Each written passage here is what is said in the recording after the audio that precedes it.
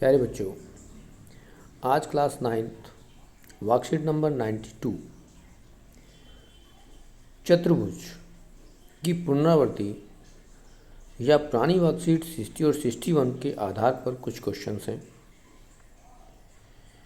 सबसे पहले जो क्वेश्चन है उसमें कहा है, सिद्ध कीजिए कि समांतर चतुर्भुज का एक विकर्ण उसे दो सर्वांगसम त्रिभुजों में विभाजित करता है।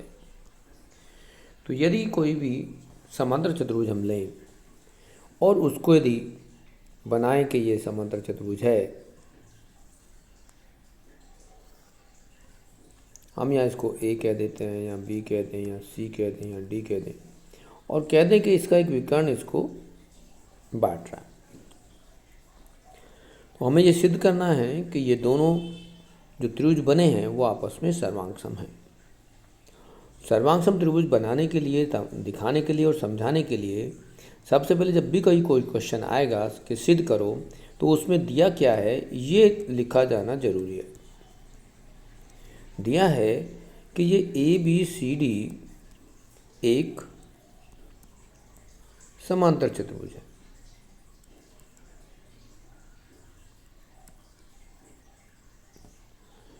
अब आप इसमें सिद्ध क्या करेंगे?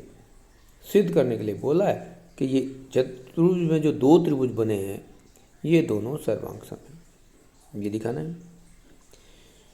अब इसमें हमने बी सी विकर्ण को मिला दिया तो दो त्रिभुज बन गए। अब इसमें यदि प्रूफ करेंगे हम तो क्या करते हैं, प्रूफ करें, उत्पत्ति लिखें, तो इन दोनों त्रिभुजों को लेंगे, त्रिभुज ए बी डी और त्रिभुज बी सी डी। अब इनमें देखेंगे बी सी डी लिखें या सी ए बी लिखें या डी सी बी लिखें, कोई फर्क नहीं पड़ता। लेकिन ध्यान रखना यह है कि हमारे पास जो पैरेललोग्राम होते हैं, समांतर चतुर्भुज होते हैं, उनकी सम्मुख भुजाएं बराबर होती हैं। तो ए बी जो भुजा है वो डी सी के बराबर होगी, ऐसे ही ए डी भुजा बी सी के बराबर होगी।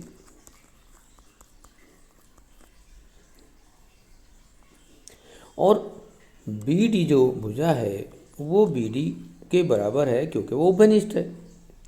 यहाँ हम कहेंगे कि इन दोनों के लिए कहेंगे कि ये समांतर चतुर्भुज की सम्मुख भुजाएं, और ये विकर्ण हो गया जो उभयनिष्ठ हो गया। इस तरह से आपके पास त्रिभुज को सर्वांगसम दिखाने के लिए तीन गुण होने चाहिए, जिसमें तीनों गुण यहाँ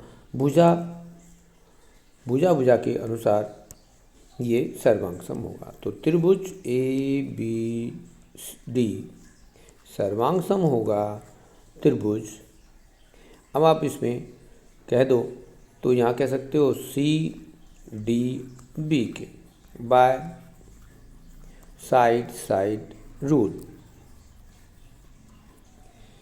अब इसमें कुछ और भी कहना चाहें तो वो तब भी कर सकते हो, प्रूव कर सकते हो कि इसमें आपस में कोण भी बराबर होते हैं। तो सबसे पहला हमारा काम था कि दोनों त्रिभुजों को सर्वांगसम प्रूव करना, तो ये हो गया। अब अगला क्वेश्चन जो है, दूसरा क्वेश्चन है, उसमें कहा है कि ए बी सी डी एक चतुर्भुज है जिसमें पी क्यू आर और एस भुजाओं A B B C C D और डी ए के मध्य बिंदु हैं।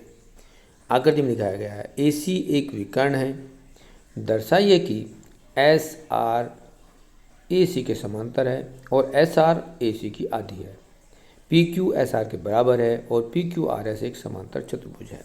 जैसा आप इस आकृति में देख पा रहे हैं, तो ए बी सी डी एक चतुर्भुज हो गया, पी क्यू आर एस मध्य बिंदु हो गए और पी क्यू आर एस के द्वारा जो आकृति बनी है वो एक चतुर्भुज है। तो ये दिखाना है कि ये एक समांतर चतुर्भुज है।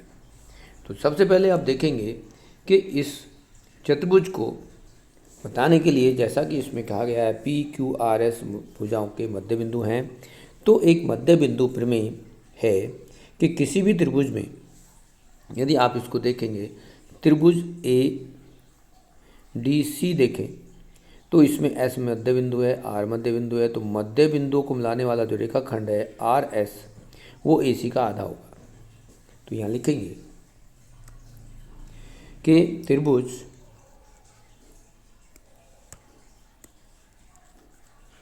ए डी सी में यदि आर डी सी का और एस ए डी का मध्य बिंदु है।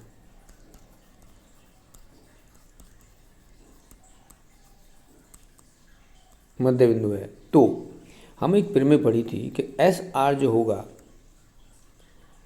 एस आर वो ए सी का आधा होगा और समांतर भी होगा। एस आर समांतर होगा ए सी के।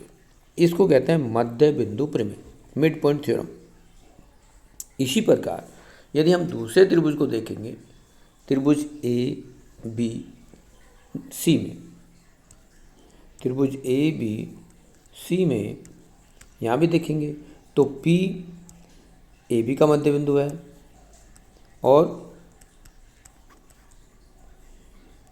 क्यू बी सी का मध्य बिंदु है। तो पी क्यू ए सी का आधा हो जाएगा और पी क्यू ए सी के समांतर भी हो जाएगा। जब आपका ए सी का आधा एस आर भी है तो पहला पार्ट तो ये हो गया कि S R equal to half of A C. फिर कहा कि यदि ए सी हाफ और यहाँ भी ए सी हाफ ये दोनों बराबर हैं तो एस आर बराबर पी क्यू भी होगा और ये समांतर भी होगा। जब किसी भी चतुर्भुज की सम्मुख भुजा बराबर और समांतर हैं तो एक समांतर चतुर्भुज होता है। इस प्रकार चतुर्भुज पी क्यू आर एस एक समांतर चतुर्भुज होगा। इस तरह से ये क्वेश्चन भी प्रूफ हो गया।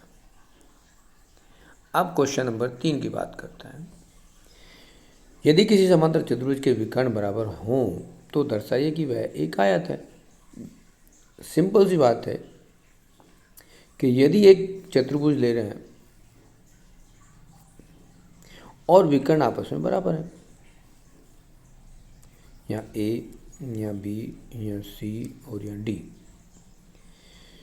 समांतर चतुर्भुज है। समांतर चतुर्भुज में क्या है, आमने सामने की भुजा बराबर होंगी और उसने क्या विकर्ण भी बराबर है।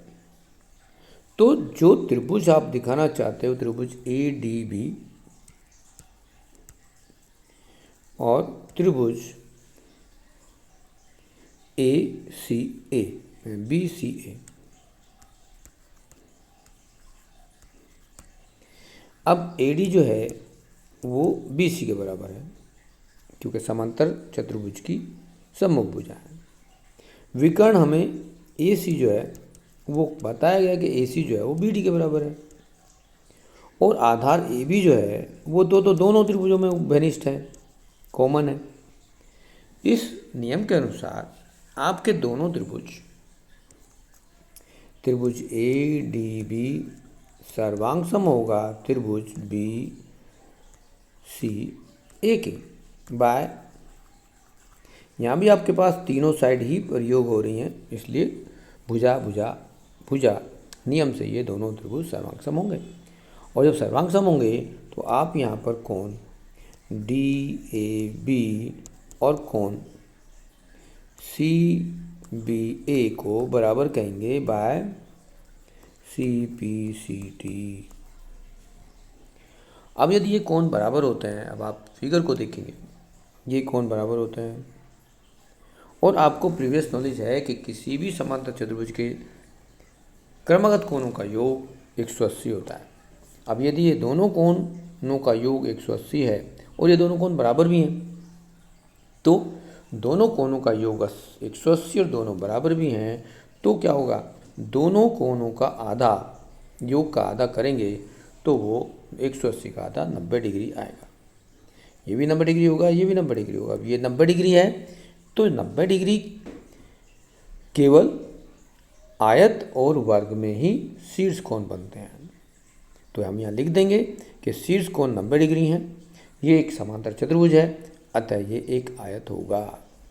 इस तरह से आप इस के क्वेश्चन आप पूरा कर लेंगे।